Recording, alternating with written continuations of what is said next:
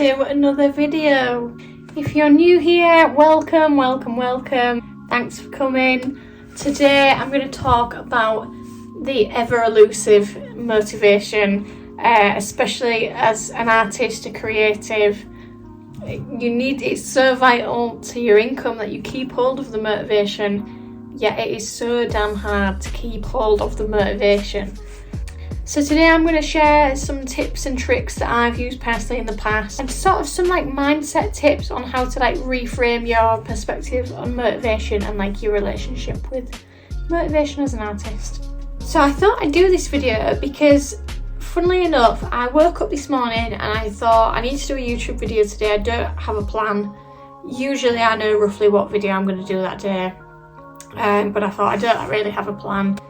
And then I was speaking to another small business owner yesterday that put on her story that she always feels like this at this time of year and she just feels like, what's the point, etc. And I was talking to her about that yesterday, and then this morning another friend has messaged me saying, do I have any videos about motivation, which I don't yet. Well, I do now as you're watching it. So I shared with her my 2023 goals video. But I thought, if you're watching a goals video but you're feeling lost, it's probably even more overwhelming. So I thought, I need to make this video. And then, so I talked to her about that this morning, and then I realised I was not having a very motivating morning because I got up fine, did my day job that I do in the morning, and I'll probably come back to that later in the video because it is now part of my routine. Had my breakfast and then sort of did emails on the sofa in my pyjamas, which is good, getting a thing ticked off my to-do list. Went upstairs, put a couple of bits on my story, again good, ticking boxes. But then I just also kind of sit and watch what everyone else is doing on Instagram. And now it's 12 o'clock, so we all do it. I also planned the day while I was in my pyjamas, but it's only so good making a plan if you're actually going to start it before dinner time. But here we are. So the main thing that I think you should take away from this video is the golden rule: motivation versus discipline. You can be all the motivated in the world, and that's great, and you're going to have a great time, you're going to smash stuff out of the park and you're going to enjoy doing it, but that's not always there. So what you need to remember is that discipline can always be there, because that's entirely in your control. So for example, was I motivated to get out of bed at 7 a.m. this morning? No, I was not motivated to do that. Was I disciplined enough to do that? Yes, I was. This works for me because I do actually have a part-time job that I do from home in the morning, and it has to be done at the start of each day, early on. So that means I have to get up and I have to sit at my desk and do that. And then I have found since starting that it's been really helpful, because once you're up, and I'm sat at my desk and everything. And like I say, this morning I did that. I don't get dressed before I do that. Let's not overcomplicate things and make things any harder. I just come downstairs in my pyjamas, don't even have my breakfast yet. I just do that. And it's an easy job to do because it's just the same every morning, and it just gets my brain engaged. And then I'm ready, and then I'll sit and plan my day, and then I'll go and get my breakfast, and then I'll get dressed, and then I'll do my day. So I think that's a really good way. Obviously not everyone can do this, but if you could find some kind of task that you set for yourself in the morning, and you get up and do that same task every morning, maybe just your emails, maybe come downstairs or wherever your office is, get into your office or somewhere that's not your bedroom and get on your emails or get on your Instagram stories for the day.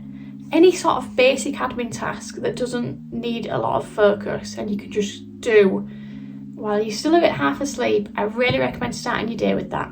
But anyway, back to the discipline part. Are we motivated to show up for work every day? No, we're not motivated, but we're disciplined. Think of it as if you go into a real job with an employer. You don't necessarily want to go on a Monday morning, but you have to go, otherwise you don't get paid.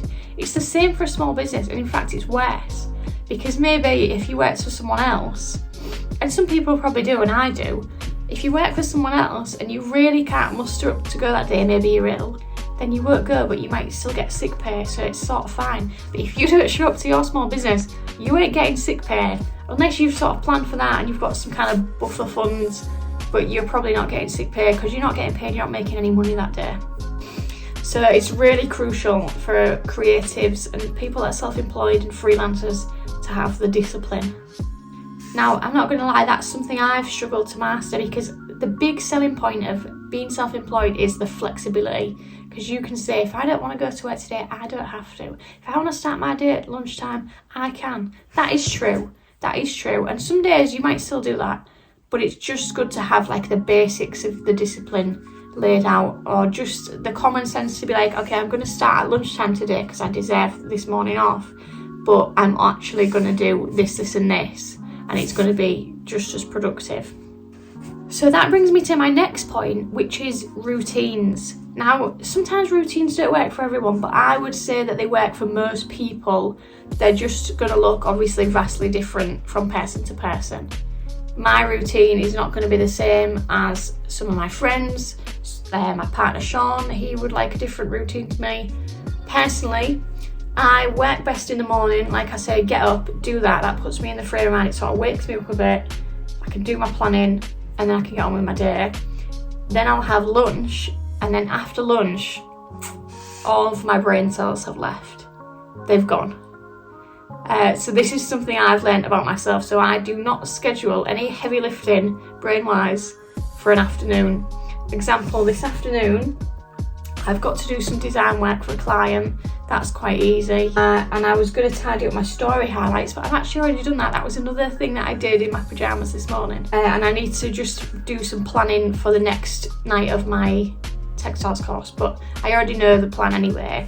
So I'm just checking that I've got the supplies. So it's just easy tasks like that I do in the afternoon. Whereas this morning, for example, I'm filming a YouTube video. I never schedule to film a YouTube video in the afternoon because it'll just be a lot of me going, what was I just saying? What's that word? What was I just saying? What's that word I'm thinking of? And it would be chaos. So I always do this in the morning. Obviously it's 12 now. I usually have lunch about 1 o'clock. Get back to my desk between 1:30 and 2. And then I only work for a couple more hours in the afternoon. So it's like a short stint of just bits that I can do. So I think it's really important to know yourself and work around that. Like I said before, one of the best parts of being self-employed is that you get to make the rules. So you get to work out your routine with what's best for you. If you work best at 3 a.m. on a Sunday, you do that. You get cracking. It doesn't matter. Probably most self-employed people work more actual hours than regularly employed people, but that's how it is. Okay, now I'm going to share some tips and tricks for when you've really lost your motivation and you don't know what you're doing and you don't know what to focus on creatively and you're in a rut basically. First things first, I recommend chilling out. Take the day off, take the afternoon off if you don't want to take the whole day. Use your weekends as just you time. I can't stress that enough. Even if I do just a little bit of thinking about work on the weekend, it feels like I've not had the break because it's occupying that little space in your brain. And even if you're not actively thinking about it, you've done one task on the weekend, a work-based task, and then it's sort of just there in the back of your head, like cycling through for the rest of the weekend. No. Not good. And I think one of the main things that contributes to a lack of motivation is not chilling out enough and having set boundaries in the lead up to that sort of rut that you get yourself in. So if you're already in the rut, you've got to do some other things now to get yourself out of it. But to prevent, chill out. Once you're in the rut, chill out as well. And I recommend doing some fun things like experiment with your work. Try a new medium if you're an artist. I like to go and do art-based things, but do them in a fun way, like as a participant, as like an audience member. Like go to galleries, go to exhibitions, see what other people are doing. You might get inspired that way. Go to something you wouldn't normally go to. For example, I'm a textile artist. What if I went to some kind of spoken word event, a photography exhibition, just something that's not sort of my field, so that I can get out of my own head but just still be inspired creatively by what other people are doing. You never know, you might be able to draw some parallels between that and your work, and it might just get those juices flowing again. Now, if you really have to do some work because you've got deadlines or whatever, but you cannot motivate yourself, like I said before, this is where the discipline comes in. You're going to have to find it from somewhere. But to make it easier, I would recommend evaluating your working environment. Are you sick of seeing it? Is it a mess? Behind me now on the floor is my sewing machine and a bag of stuff I took from a talk. I took to a talk I did last week. It's still there, I've not unpacked it. I'm gonna have to deal with that because it's just infringing on the calmness of my space.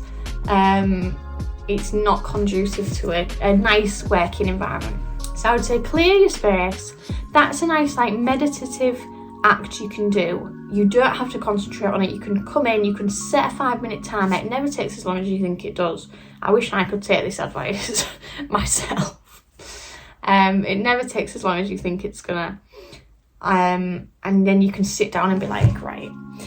Then I recommend stick some fairy lights on or something, get a candle going, just all the things that you like and that you think make the space nice and make you enjoy the space. Do all those things. Then you'll be in a better frame of mind to actually get something done. If you need to clean, then clean. People always clean when they're procrastinating. That's fine, just do it. Just clean it. Because if you have the urge to do that, clean your office or whatever, and you ignore it and try and work, you're just not going to get anywhere. If you get the urge, just do it and then get it done, and then you can come back. Also, if you're sick of seeing like these four walls or whatever in your office, take yourself out, go to a coffee shop. Try not to get distracted by everyone else in the coffee shop. Maybe choose a quiet corner and just sort of get your head down there. And you'll find if you're there and you've not got the distractions of your own space and like, oh, I'll just do this, oh, I'll just do that, oh, I've left that over there, it's a lot easier. And you can just feel like super successful as a self-employed person because you get to go and do your weekly report or whatever in a coffee shop, and other people that work full time do not. They have to sit opposite Sandra, who's crying about her ex-husband and how annoying he is as a person. Anyway, all these things, they take experimentation. They might not work for everybody, but they'll work in a specific way for you. So there's just some ideas. Have a go with them. I also, as a side note, I like to read industry relevant books. So this bookshelf here, that is not my like personal enjoyment books, although I do enjoy them. Those are my business books and textile books and things that are relevant to the business. Flick through one of them. Coffee table books that are art-based, loads of pictures, you don't even have to read it. Just immerse yourself in someone else's work. I also like to go on YouTube and see what other artists are doing, watch their studio vlogs, chill stuff like that. I've got a bunch of studio vlogs if anyone wants to watch that. Sometimes it's helpful to find one of those work with me vlogs where people literally just like, they hardly even edit it and they're just working away and then you're like working with them in the background. Also, if you know other freelancers in real life, maybe meet up with them, work together. You're not going to get distracted and clean your office then. Well, you're going to do it probably before they come round, unless you meet in a coffee shop or something. But once they're here, you're just going to be doing stuff and you're going to be bouncing off each other. And it's really nice to get someone else's insight, especially when you work on your own all the time. So never underestimate the value of a co-worker. Even if they're not in the same field, if it's something vaguely creative, they have insight. And often it's better if they're not in your field because they provide valuable outsider opinions, which you can't really generate yourself because you're too far in it. You're too consumed by it. You need outsider views sometimes. So I hope this video was really helpful. Often, if you're unmotivated, it's nice to revisit some of your goals, maybe make some trackers of stuff that you're trying to monitor the progress of in your business. Things like that are like satisfying little admin tasks that sort of get you excited to get going and get ticking stuff off again. So yeah, all these things, I've said quite a few tips and tricks. I hope you find some of them helpful. Let me know if you do, get commenting. And please, if you have any ideas for other videos, let me know. If you think that I should do a video on something and you don't see it in my content, let me know and I'll make it like I've made this one. So yeah, thanks for coming, guys. Don't forget to like and subscribe, it means a lot to me. And don't forget to check out some of my other videos. And I'll see you for the next one. Bye.